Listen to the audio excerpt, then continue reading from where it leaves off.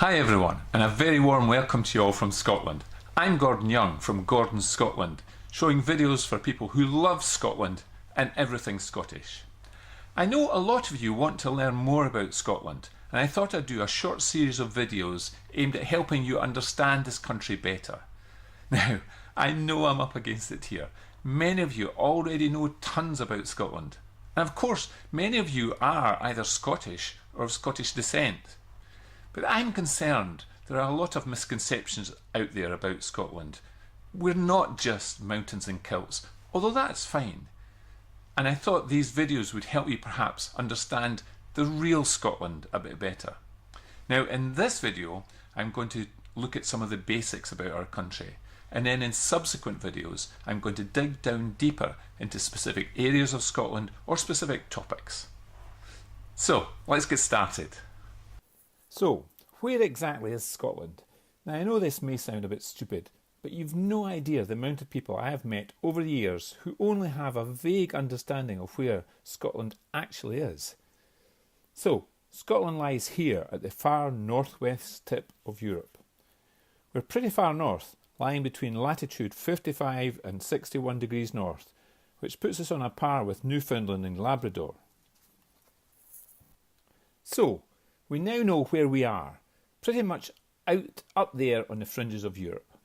But what size is Scotland in terms of population? Our population at the moment is about 5.4 million. So let's put that into some sort of context. The United States has about 320 million, Germany 82 million, the United Kingdom, of which Scotland is a part, 66 million, France 65, Italy 59, Spain 46 million, Canada about 36 million, and Australia 24 million. So we're a bit of a wee minnow in terms of population. What we're nearer to in terms of population is South Carolina, for instance, a state in the United States, 5 million. British Columbia, province of Canada, 4.8 million. The country of New Zealand, 4.7 million. And the state of Queensland in Australia, 4.6 million. Now, in terms of physical size, the area of Scotland is about 30,000 square miles. Again, let's compare this. Canada, oh my goodness, 3.8 million square miles. USA the same, 3.8 million square miles. Australia massive, 2.9 million miles. France 210,000, Spain 195,000, Germany 138,000, New Zealand 104,000, and the United Kingdom, of which we're part of, 94,000. That means Canada is about 126 times larger than Scotland. So, Scotland is definitely on the small side. And again, what we're nearer to in size is South Carolina, again, 32,000 square miles. The Czech Republic, a country in Europe, 30,500 square miles. And the province of New Brunswick in Canada, 28,000 square miles. So, now we know exactly where Scotland is located and how big, or to be more precise, how small it is, both in terms of population and in terms of area. And this aspect of its location and size has always been Scotland's great strength, but also its great weakness. Because we are far away from the centre of Europe, over the centuries, Scotland has managed to avoid many of the wars and invasions and incursions that bedevilled smaller European countries. But again, because we're remote and far away and hard to get to, and our population is quite small, our economy was never that great, and to be honest, we were always a very poor country. So let's now look at the topography of Scotland, the physical features, because they have also defined the character of this country. Scotland is largely split between the lowlands and the highlands, and in addition to this there are many islands, mostly around its western and northern parts. The split between the highlands and the lowlands follows roughly what is often called the Highland Line. The countryside to the north and west of this line is called the Highlands and is where you will find most of the mountains and lochs of Scotland. It is very picturesque but sparsely populated. In fact, it's probably the least populated area of Europe.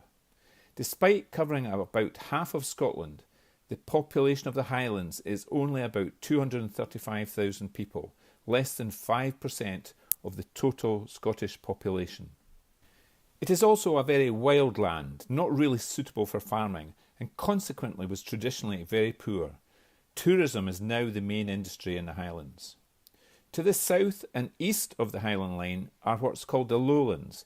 Here the land is much more suitable for agriculture and has always been more able to sustain a larger population. It was in the lowlands as well that industry flourished in Scotland. This was where coal could be mined. This was where steel and iron foundries flourished.